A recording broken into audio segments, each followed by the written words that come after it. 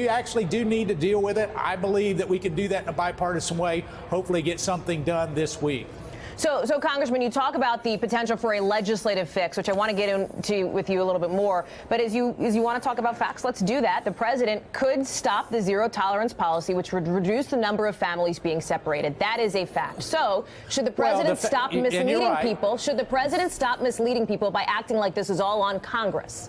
Well, it is on Congress, though, Hallie. Here's the interesting thing is, yes, could the president say open up the borders and everybody that comes here seeking asylum can come in regardless? Yes, he could do that. I don't think that that's in our national security interest. I don't think that's what most Americans believe that we should be doing, because we're talking about asylum and we're talking about political asylum. And many of these families have traveled thousands of miles to get here.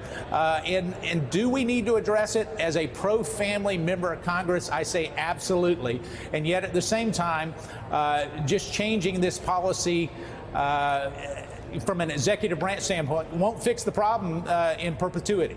So let me, Congressman, you're making the point that this is a national security issue, which I know that the administration has been arguing as well. But as a human being, as just like a person living in this world, do you believe that this is the humane thing to do? Is this policy humane? I don't believe separating kids from parents is the humane thing. That's why I took action. That's why I worked over the weekend to introduce a bill when it was brought to my attention. I'm hearing from people back home. And so, yes, we have to do it. We have to do it in the right way. And yet, at the same time, what we have to make sure is that we don't allow bad actors. Human trafficking is also a passion of mine to try to eradicate and get rid of.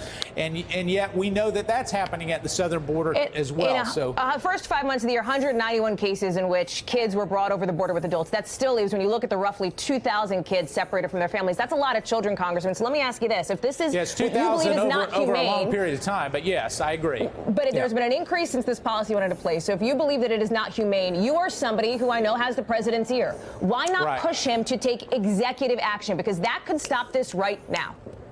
Well, it can't stop it right now, Hallie. That's what I just said. Congressman. I think that the facts show that the president could end the zero tolerance policy or put a pause on it. So I guess if I said everybody who shows up at our southern border can come in and we're not going to do any detention for adjudication, perhaps you could.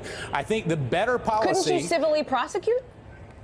Well, but even civilly prosecute, when you look at that, there is one component from a civil component, but you're now getting in and mixing all kinds of different issues as people coming across. One's asylum, the other is illegal border crossings, and so you have different jurisdictions there, Hallie. But what I'm saying is we can fix it legislatively. We just have to have the political will to do that. I was disappointed to see Chuck Schumer come out yesterday before he read any bill that says he's not going to deal with this. I mean, that's wrong too. So I have talked to the administration on a number of occasions over the last 72 hours, believing that a more narrowly tailored bill would address this. I think they're open to that. It's just incumbent on Congress to act. So a Congress that is, as you are very well aware, is controlled by Republicans, Mitch McConnell, House Speaker Paul Ryan, who we expect to hear from any minute. So if there is, in fact, going to be a legislative fix, which, again, facts doesn't have to be, but Congress may do something, would you support would you personally and would the Freedom Caucus support the so-called compromise bill that's being pushed in the House? We're actually had a meeting last night to talk about the compromise bill. There are some of our members willing to support that. Some of our members are not. I'm looking at the numbers. It's broader than just the Freedom Caucus because as we look at the compromise bill, I've actually been in many of those negotiations trying to find that issue that will deal with family separation, which is in the compromise bill, but also dealing with a number of the other issues. The problem is it gets very complex, and that's why a more narrowly tailored bill has the best chance of passing. I had 3 different Democrats come up to me yesterday and say that they're willing to look at my legislation to perhaps co-sponsor and get this addressed.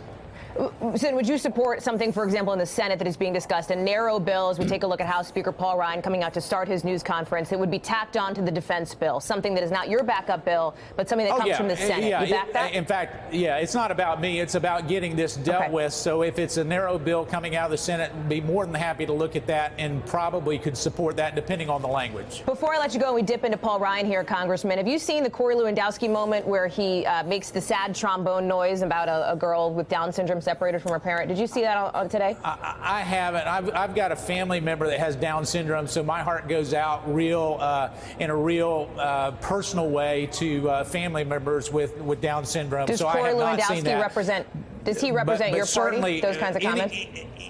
Any negative overtures toward people with special needs is inappropriate. Thank you for checking out our YouTube channel.